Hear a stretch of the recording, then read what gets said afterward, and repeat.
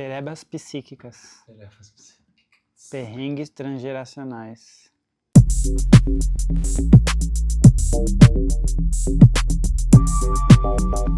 Salve, rapaziada! Beleza? Como vocês estão? Estamos aqui para mais um episódio de Não Vou Falar Disso Agora. Estamos aqui eu, Rafael Macieira, atrás das câmeras, Hugo Trajano, e aqui o nosso mascote, Malquinho. Malco tá aqui hoje de novo, não ia estar, né? Mas a gente demorou tanto para gravar o episódio que ele acabou estando. Foi a Copa, vocês perdoem a gente tava muito empolgado com a Copa e eu não tava pensando em nada pra escrever, a gente tava sem tempo de fazer as coisas aqui. Mas vamos pro que interessa. Hoje o episódio vai ser muito divertido, né, Hugo? Hoje vai ser uma vibe. Então eu vou começar te perguntando, você já chamou alguém de narcisista? Já chamou alguém de narcisista, Hugo? Acho que não, hein? Não. Talvez ainda não, né? Mas é isso, se você já chamou alguém de narcisista, se você já viu algum vídeo no TikTok, nos Reels do Instagram, falando sobre pessoas narcisistas, mães narcisistas, um checklist para saber se você é narcisista, esse vídeo foi feito exatamente para você. Vou falar muito dessa parada hoje e, enfim, vamos dar uma desmistificada em umas coisas, porque vamos lembrar que falar que uma pessoa é narcisista não era para ser um julgamento, né? Era para ser um diagnóstico. Então, se você tá achando que todo mundo que anda com você agora é narcisista, se segura aí que eu vou explicar direitinho como é que a gente pode diferenciar e perceber se uma pessoa é narcisista de verdade ou não. Demorou? É nóis. Bora pro episódio.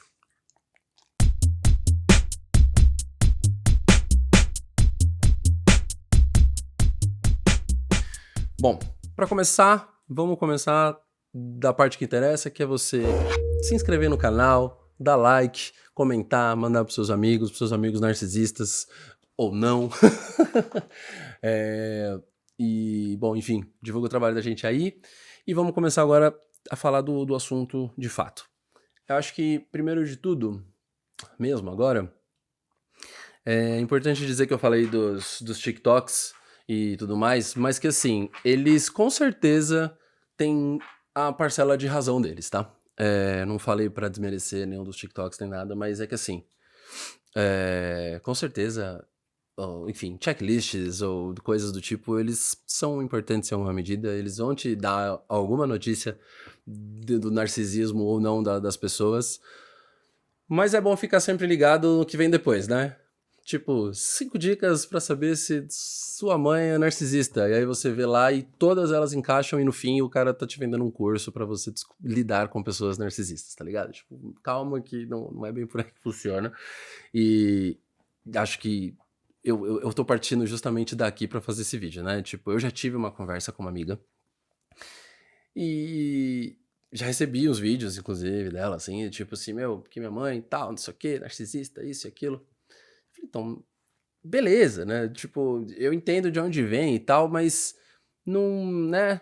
Calma aí, não entra nessa, assim, de que isso, enfim, determina tudo sobre a pessoa, sobre a relação que você tem com essa pessoa e tal, né?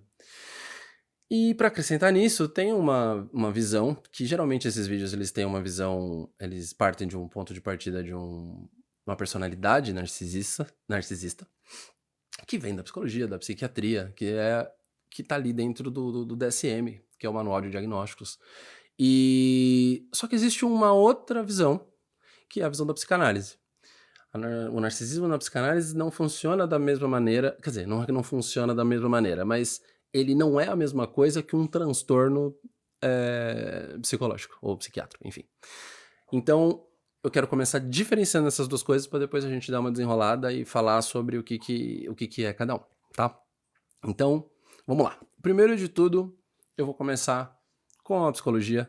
Mais uma vez lembrando, eu não sou psicólogo, eu não sou psiquiatra, eu sou psicanalista, mas, enfim, não tirei as informações do nada, né? Fui ver no DSM, fui falar com um amigo meu, aliás, muito obrigado, Marcos, fui falar com um amigo meu que é psiquiatra, para, né, conferir todas as informações, para não falar nenhuma bobagem aqui. E é isso. Então, como eu falei antes, vamos começar diferenciando. Para psiquiatria, no DSM, existe um termo para essa pessoa narcisista. É um transtorno de personalidade narcisista.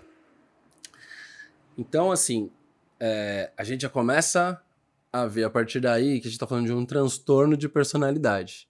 E não simplesmente um xingamento, sabe? Tipo, um adjetivo para sua mãe, pro seu ex, pro seu chefe, sabe? Tipo, não é bem por aí, assim. Então, esse transtorno é o seguinte. Sim, a sua mãe, seu namorado, sua namorada, seus chefes, enfim, a pessoa que for que você esteja pensando nesse momento, com certeza ela tem características narcisistas. Não estou tirando isso do rolê. A pessoa pode, tipo, se mover pelo mundo com, sabe, com uma super grandiosidade, ela pode meio que cagar e andar pras pessoas, ela pode ser bem pouco empática, ela pode ser, sabe, ela pode não estar nem aí se manipula você ou não, ou as pessoas ou não, pra conseguir as coisas que ela quer e tal.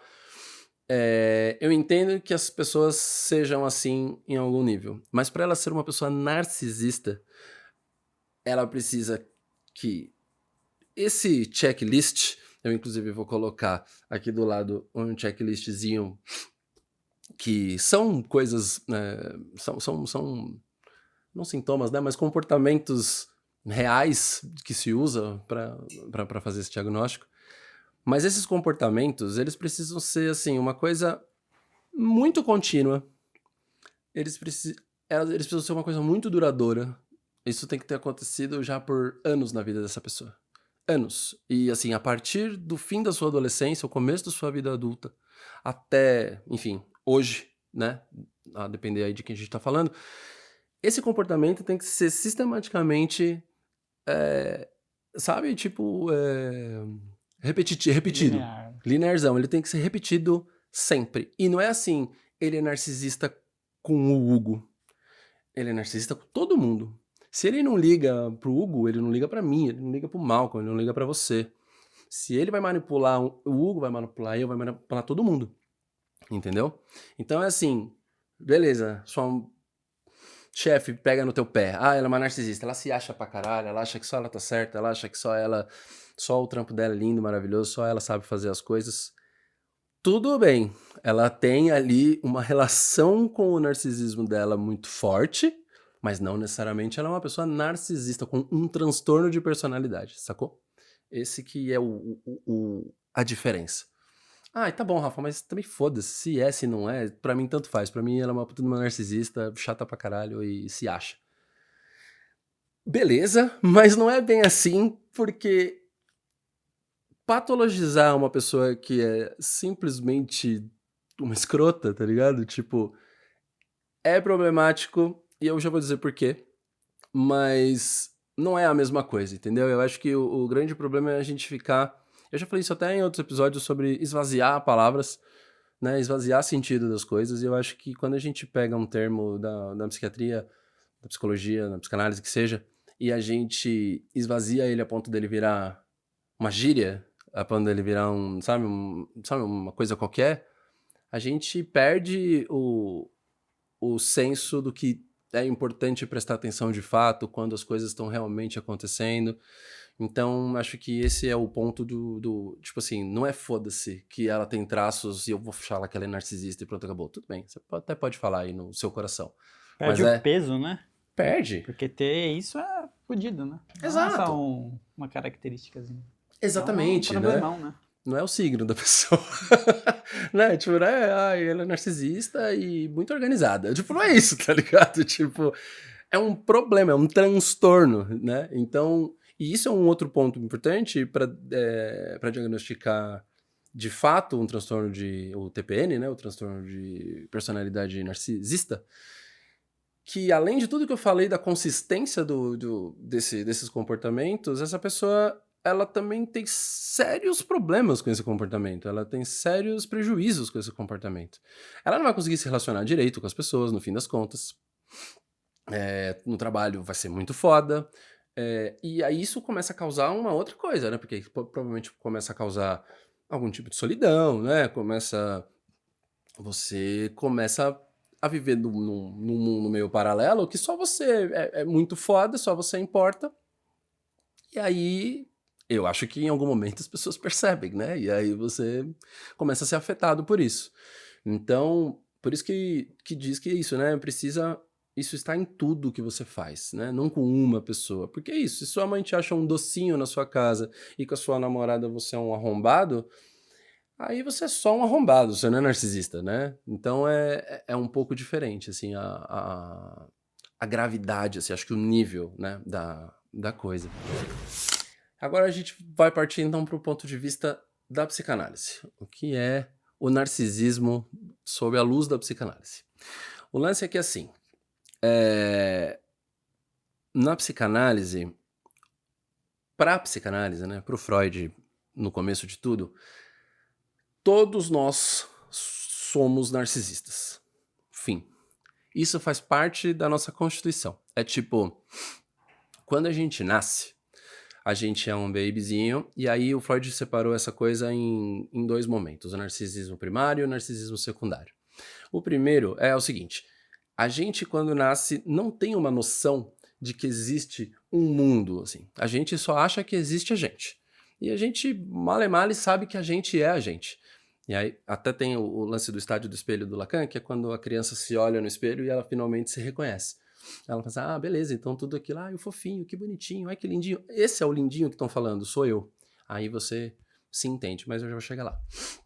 Então antes, a gente só acha que a gente é a coisa mais importante do mundo na vida dos nossos cuidadores, né? Seja mãe, pai, mãe, enfim, avó, o que for. A gente acha que o mundo é aquilo e que o Freud, inclusive, tem o termo do Vossa Majestade o Nenê. Saiu daí, assim, né? Que é tipo... Porque é isso, você acha que você é o rei da porra toda, assim. Que, tipo, tudo que acontece é por sua causa. E meio que é, em alguma medida ali, né? Quando você é criança, é meio que é isso. Você chora, corre um cuidador. Você quer mamar, corre um cuidador. Então, é meio que por aí. Só que aí chega uma parte do nosso desenvolvimento que chega a segunda parte, que é o narcisismo secundário, e tem um pouco a ver com essa coisa do estádio do espelho do Lacan, que é quando a gente consegue perceber que não existe só a gente. Que tem mais, que tem um primo, que tem um irmão, que tem um amiguinho da escola, que tem a professora, que tem muitas outras coisas, e que sua mãe, seu pai, enfim, cuidadores em geral, eles têm a vida deles. Então, assim, se eles vão sumir e vão voltar só depois, você começa a perceber isso, tipo assim, tá bom, então não é tudo sobre mim. E isso é o primeiro furo no nosso narcisismo. Então por isso que se diz na psicanálise que é isso, nós todos somos narcisistas de alguma maneira, porque a gente tem esse primário e depois a gente tem o secundário. Se der tudo certo, a gente vai conseguir fazer essa transição para o secundário e a gente vai entender que a gente não é o umbigo do mundo e a gente vai, né, conviver em sociedade. E aí, enfim, vai entrando as outras coisas todas que, inclusive, já falei daqui. A gente começa a pensar no super-eu, a gente começa a entender todas essas coisas. Então, assim, entende a diferença? Para a psicanálise, todo mundo é narcisista porque todo mundo, né, nasce com isso em alguma medida, é narcisista. E para psicologia e psiquiatria, o transtorno narcisista são esses comportamentos juntos e contínuos que fazem essa pessoa ser essa pessoa que parece, né, que parece não, né, que se mostra como muito difícil, muito incrível, muito maravilhosa e que ninguém importa, e só ela. Mas assim, também não é de tudo mal. Vamos lá.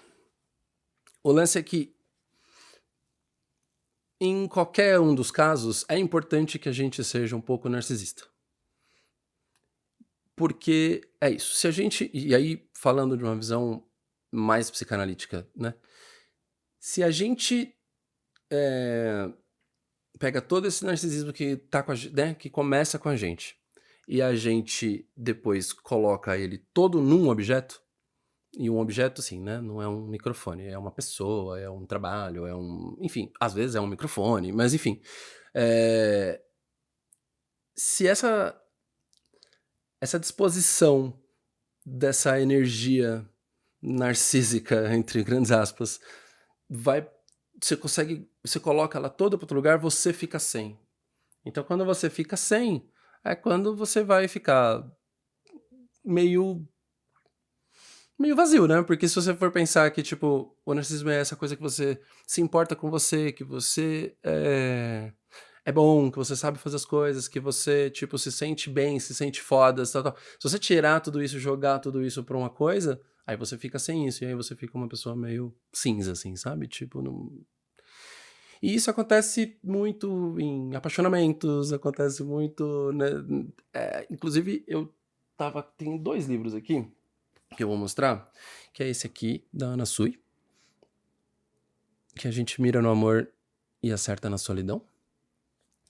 E tem esse daqui do Christian Dunker, que se chama Arte do Amor. Arte de Amar. Muito obrigado. Desculpa, Christian. E esses 2 livros, eu já li e agora estava relendo, inclusive para pensar um pouco desse texto. E, cara, é muito louco como falar de amor, falar de relação, fala muito do nosso narcisismo.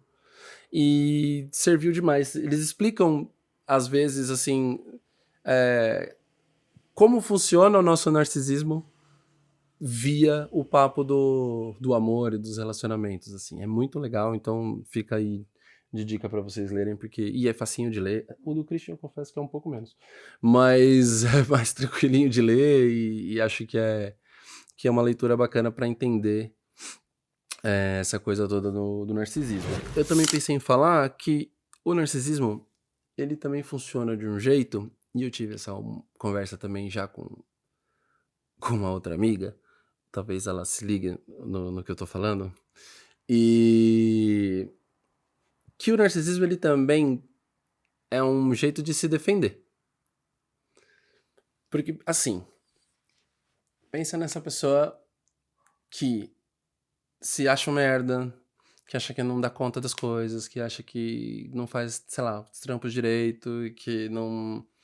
sei lá, que não é legal, que não tá... nunca se habitua aí nas rodas, nos rolês e tal. Essa pessoa faz exatamente isso. Volta esse narcisismo todo pra ela. Não divide isso com ninguém. E aí ela é a melhor de todas, porque ela é a melhor de todas pra ela nunca ter que lidar com o fato de que ela se acha insuficiente. Ou pra que os outros não percebam que ela é, talvez, de fato, insuficiente. Ou que seja isso percebido de acordo com a fantasia dela.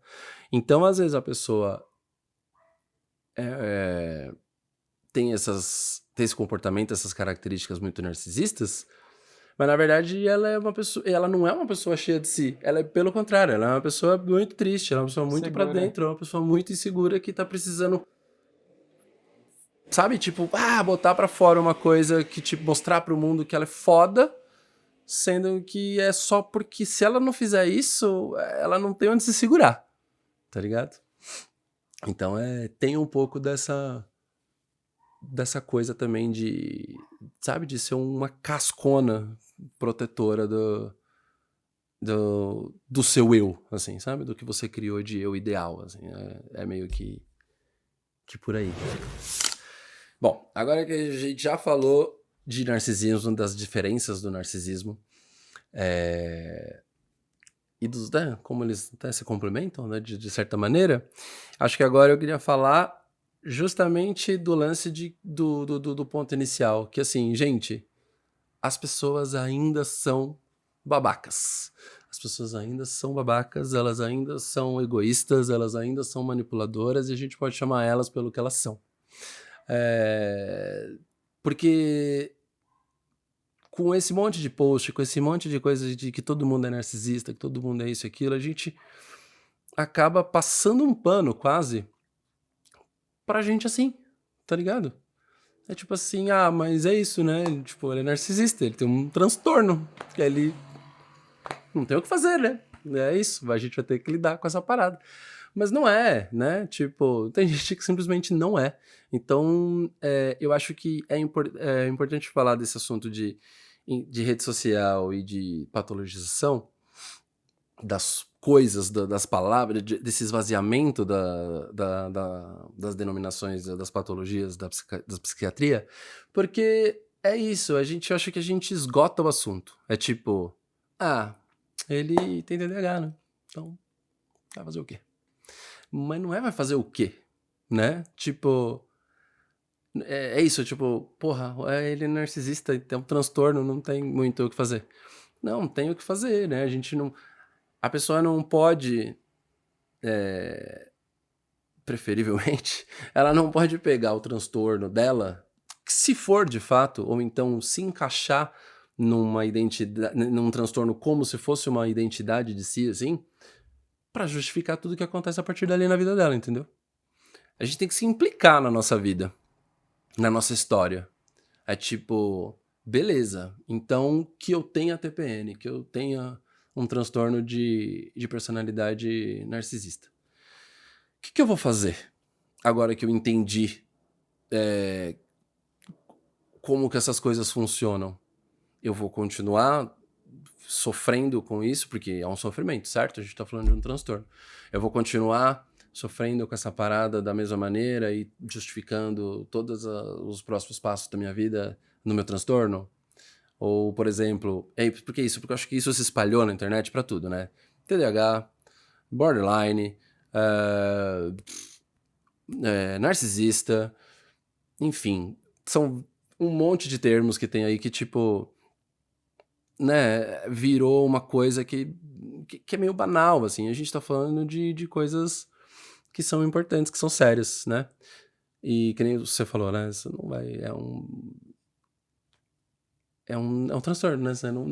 Idealmente você não quer isso pra si, né? E aí virou uma coisa que virou quase um benefício, né? Virou quase um superpoder, assim, né? Então eu acho que além da gente encerrar os assuntos, a gente também não pensa muito criticamente, assim, tipo, a gente... Porque parece legal, né? Parece legal você ser narcisista, parece legal você ter TDAH. Porque se você tem TDAH, por exemplo, você toma remédio e você fica super produtivo, super focado e pá, não sei o que, parece um superpoder. Se você é narcisista, beleza, você vai subir na vida, você não tá nem aí pra ninguém, você vai fazer o que precisa fazer. São valores que, tipo, socialmente, eles são da hora pra nossa sociedade, né? Assim, principalmente do trabalho e de produtividade, esse tipo de coisa. Então, assim, tem gente que pode estar sofrendo muito com isso e tem gente que pode nem ter um diagnóstico de uma parada dessa e se beneficia dessa banalização do termo pra ser não premiado, mas tipo glorificado, assim, sabe? Tipo, me ajuda aí, como é que é uma palavra?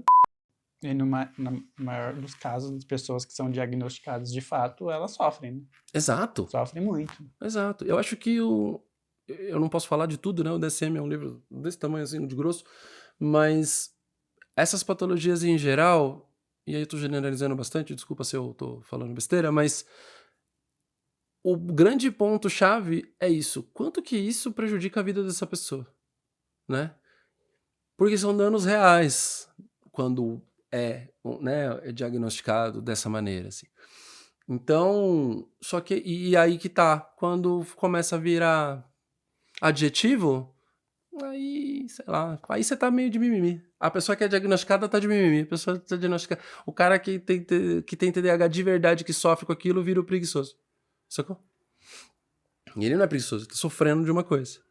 Mas aí tem o contrário, que é o que tem diagnosticado de fato, e aí justifica tudo. Ah, mas minha preguiça é porque eu tenho TDAH. Eu não consigo lembrar das coisas. Quantas vezes você não ouve as pessoas falando? Tipo, nossa, hoje o TDAH tá foda aqui. Você nem tem TDAH, velho. Você nem sabe o que é estar sofrendo de TDAH, tá ligado? E é isso. É importante saber o que é. Eu acho que a grande defesa aqui é que é importante saber se você realmente sofre de algum transtorno, mas é importante se implicar. Às vezes, dá um alívio de saber o diagnóstico, né? Preciso saber o que eu tenho. Eu entendo de onde vem esse alívio, eu entendo como dar nome para as coisas, faz as coisas. É que tira um pouquinho a culpa, talvez. Então, talvez, entendeu? Então, assim, um rótulo explica, né? E fala assim, puta que pariu, então é por isso, beleza, entendi. Eu vou falar do meu caso. que quando explodiu o rolê do TDAH, assim, que faz uns, sei lá, uns 2, 3 anos, talvez. A gente tá em 2026. Acho que faz isso, vai. Sei lá, de... foi, né? Faz uns 5 anos no máximo, assim. Eu acho que explodiu, né?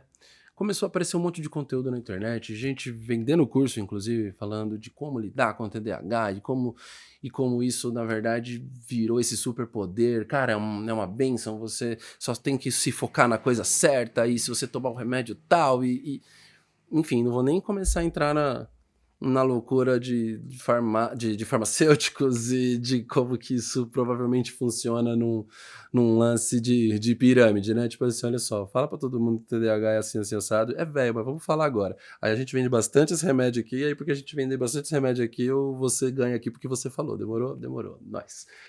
Então, assim, mas não vou entrar na teoria da conspiração aqui. Não tenho provas. Mas o lance é que quando essa parada estourou, muitas das coisas que são características de um diagnóstico de TDAH, porra, batia demais comigo. Era um negócio de maluco. E eu, gente, é isso. Eu entendi. É por isso, é por isso aquilo, é por isso que eu sou esquecido, por isso que é por isso que eu fico paralisado quando eu fico cheio de coisa na cabeça pra fazer, é por isso que a minha cabeça não para, é por isso que isso, por isso que aquilo. E aí eu vou dar um spoiler pra vocês. Eu não faço a menor ideia se eu tenho TDAH ou não, tá bom? E porque eu nunca fiz um teste de verdade, um teste sério. São testes, né, sérios, longos, caros, que, né, demoram um certo tempo. Você faz em várias fases e aí sim você é diagnosticado por um neuro, ou então por um psiquiatra, ou então pelos dois juntos, pra assim saber. E aí, na época, eu li pra caramba, eu fui, comprei livro, eu fiz teste, eu falei assim, não, é isso, só pode ser isso, só pode ser isso, só pode ser isso. E entrei um pouco nessa brisa. Só que aí eu fiquei pensando assim, beleza, só que faz 40 anos que eu vivo com isso. Tá bom, não fazia 40 na época, saudades, mas faz 40 anos que eu vivo com isso. Será que é tão importante assim eu saber o que é? Será que não, então, se eu já não, se eu já tô lidando com isso sem ter a certeza de que é ou não é, e eu tô vivendo com isso, eu não teria que fazer isso da mesma maneira se eu soubesse? Tipo assim, se eu ficar sabendo hoje, eu não vou parar de fazer as coisas, eu não vou parar de, sei lá, me forçar a ter menos preguiça ou de me forçar a estar mais no horário. Esse eu me esforço muito pouco. Todo mundo sabe disso, vocês me perdoem. Mas eu não vou, tipo, não é isso, a ideia não é essa, ou então é me esconder atrás do diagnóstico e falar assim, ah, gente, sinto muito, atrasei porque eu tenho TDAH, e aí a hora que eu fui botar o tênis, eu fui tirar o lixo. E aí depois do lixo eu fui fazer uma faxina. Tipo, não me parece uma vida para depois do diagnóstico que seja boa, sabe? Tipo, eu acho que você passa talvez até... Se você, né, fica nessa assim de ficar se defendendo, assim, acho que você passa até a viver um pouco pior. Enfim, e aí o lance todo foi esse, que tipo, eu pensei, porra, mas é isso, né? Eu vou ter que lidar com essa parada, de alguma maneira. Por mais que, se realmente for o caso, se for uma coisa muito prejudicial, se eu tiver muito desfocado, se eu não conseguir fazer as coisas mesmo, e o remédio me ajudar a fazer as coisas a partir daqui, eu acho que mesmo assim a gente tem que entender como que isso funciona agora que a cabeça tá, né, mais suave, assim, e tipo, porra, vai fazer uma terapia, vai fazer uma análise, vai entender as coisas direitinho, como que elas funcionam, porque é isso, é importante esse lance de se implicar. Eu tenho lido muito o Winnicott ultimamente, Donald Winnicott, que é um psicanalista inglês, e aí, falecido, e todo mundo fala que ele é mó... Ah, ele passa a mão na cabeça, tipo... A teoria dele é muito fofinha, é muito de mãezona, assim, e tal. Mas eu acho que tem uma visão bacana, que eu acho que fecha bem o que eu tô falando, que é assim... Beleza. A pergunta dele, geralmente... A pergunta dele seria assim... Essa pessoa, por exemplo, essa pessoa narcisista, ela teve condições de não ser narcisista quando ela era criança? Ela teve um ambiente que dava pra ela não ser? Porque se não dava, ela desenrolou um mecanismo para lidar com aquilo tudo, e o mecanismo foi esse. E beleza. Vai fazer o quê? Inclusive é meio gênio, né? Tipo, é uma criancinha que, bom, tá tudo cagado aqui, eu acho que eu preciso fazer de tal maneira, acho que eu preciso ser assim, porque senão, se eu não for assim, não sei o que, não sei o que, não sei o que lá. E aí, por isso que as pessoas falam assim, então tá, então nunca é culpa de ninguém, né? É sempre culpa dos outros, nunca é culpa da pessoa. Mas é aí que tá o lance da hora do Winnicott, que eu acho que às vezes falha na comunicação, que é assim, agora você sabe que é assim. E agora você tá aqui, né, num ambiente que te possibilita não ser assim, que é uma análise, no caso, né, falando em Winnicott. O que a gente vai fazer a partir daqui? Agora que você sabe que existe um outro caminho, agora que você sabe que tem como fazer, agora você tem que fazer alguma coisa sobre isso. Antes você não sabia, beleza, uma pena, tadinho, abraça. Mas, e agora? Agora você tem que fazer alguma coisa sobre isso, sacou? Então eu acho que explica bem, assim, esse lance todo que eu tava falando, de a gente poder se implicar com as coisas e não ficar colocando a culpa na, No mundo. no mundo, nos transtornos, e nem só colocando a culpa, né? Passando um pano pelos transtornos, né? Que é o velho caso do racista que de repente vira. Mas é que ele tem um transtorno. A gente descobriu semana passada que você vê, ele é esquizofrênico, tadinho. E aí é complicado. Sabe? Então, assim, a gente não dá pra colocar na conta das patologias as coisas que a gente sabe, as coisas que a gente desenvolve subjetivamente com a vida, como a gente se constrói durante a vida. Não dá pra falar assim, é por isso, né? Porque a minha mãe que fala isso, ele é louco, mas não rasga dinheiro, né? Legal, muito cheio de transtorno, mas dinheiro ele não rasga, né? Então é tipo, é uma sabedoria aí, entendeu? Popular, que eu acho Ele é que. seletivo com a loucura dele. Exatamente, sabe? Então, é isso. Pra gente evitar transtornos seletivos, eu acho que desbanalizar os nomes das coisas, eu acho que é muito importante. E a internet tem um papel muito teve um papel muito grande fazendo isso, de deixar tudo muito popular, o que é bom, porque esse assunto chega nas pessoas, eu acho que também tem uma parcela de importância. Mas eu também acho que quando. E é impressionante, eu não sei se é aqui no Brasil, eu não sei se é no mundo inteiro, mas eu tenho a sensação que aqui a gente tem uma potência, assim, de transformar essas coisas em qualquer coisa, tá ligado? Tipo, principalmente em xingamento e julgamento moral das pessoas, assim. Eu acho que a gente tem uma facilidade muito grande de confundir uma coisa com a outra. O, o doidinho que não rasga dinheiro, sabe? Tipo, então eu acho que era sobre isso, assim, que eu queria falar do narcisismo. Então, tem pessoas narcisistas sim, como uma patologia. Procurem vídeos, eu já vi um vídeo inclusive de uma, eu vou ver se eu deixo até na descrição aqui, um vídeo de uma sessão de terapia, é muito bom esse vídeo, é um vídeo gringo de um terapeuta na sessão com um narcisista diagnosticado.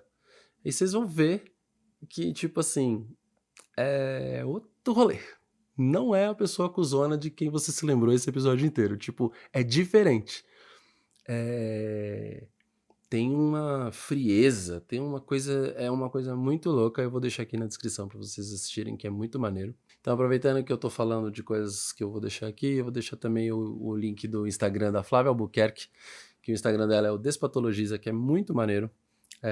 Fala disso pra caramba, assim, desses assuntos, enfim, tantos outros dentro dessa ideia de a gente despatologizar as coisas, né? Que o nosso sofrimento não seja patologizado o tempo inteiro, porque ele tem causas, né, muito maiores que isso. Né?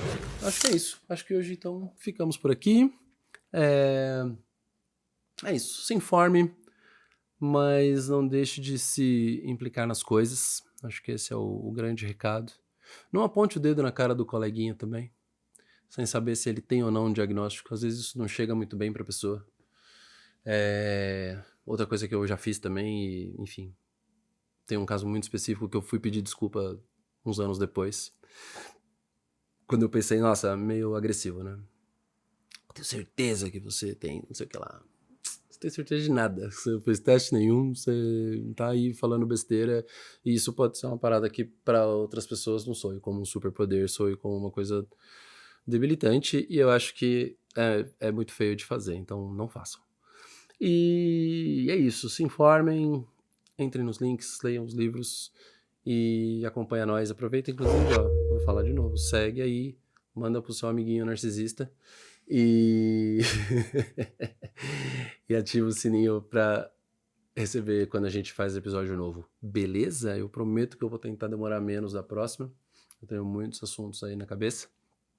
E dessa vez não tem Copa. Então, então é isso. É isso, seu Hugo. É isto. Certo. Gostou? Então tá bom. Vocês tinham que ver a cara do Hugo. Tomara que pegue na coisa. Então é isso, gente. Valeu. Beijo pra vocês. E até o próximo. Falou! Tchau, seus narcisos.